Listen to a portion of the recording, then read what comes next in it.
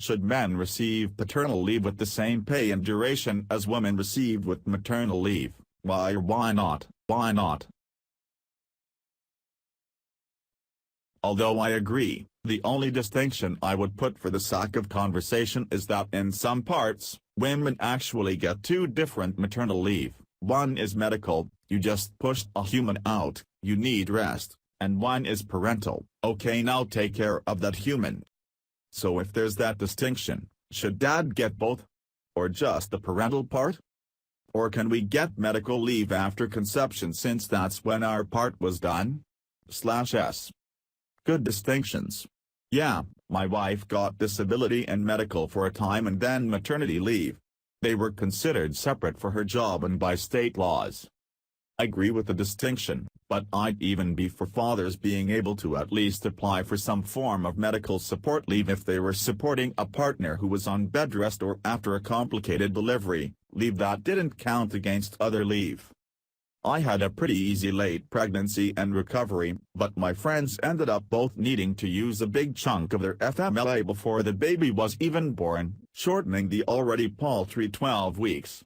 The dad had to go back to work before the mom was even technically supposed to lift objects as heavy as their baby. That's how we do it in Canada. Birthing mothers get 17 weeks, which is to account for the physical toll of pregnancy. All remaining parents can then split 35 weeks. If you adopted or used a surrogate, you don't have access to the 17 but get 2 extra weeks instead that any parent can take.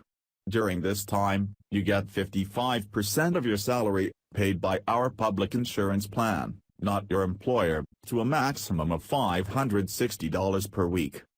Most unionized and professional jobs will also top up your salary, make up to the difference between what you get from the government and what you normally make, for a certain amount of time, varies by job.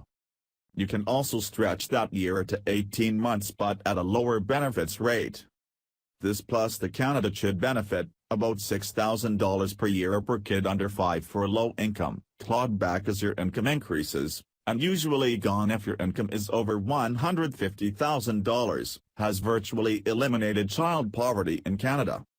In Sweden you get 390 days of paid leave per kid, based on income up to a limit that can be divided however you want provided each parent use at minimum 90 days the first 2 years.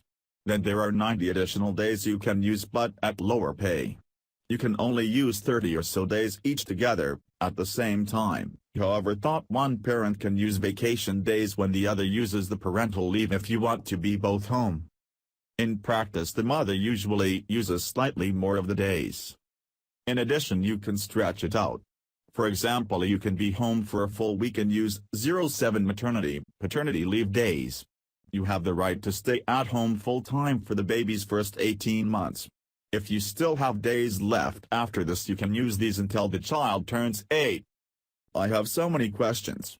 So my job would pay me to be a stay-at-home mom? For an entire year and a half I wouldn't have to step foot into my office and if get paid? Are there stipulations about needing to have worked a certain amount of time before?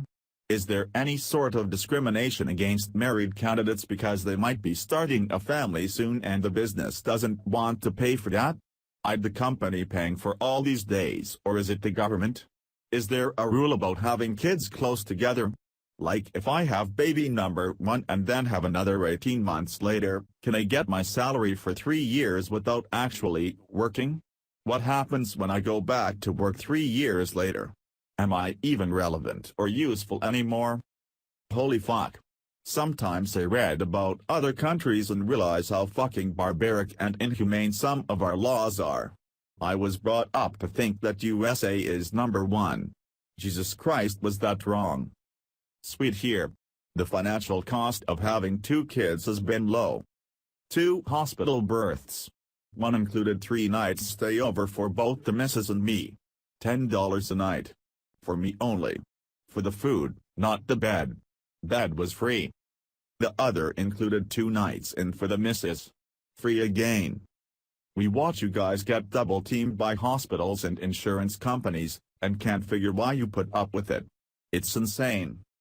Edit, FAQ free, I pay around 30% tax. That's what finds the systems in place. It's not free, but my healthcare is never an unexpected cost, nor do I have to fight with insurance and hospitals in my time of need, stress. Other benefits for parents: childcare is government subsidized. I paid the highest rate, capped at $150 a month, until they were 3, because then it's education and becomes free. Dentistry is free until you're 18. I, the father, have had a total of the 2 years parental leave. As has my missus.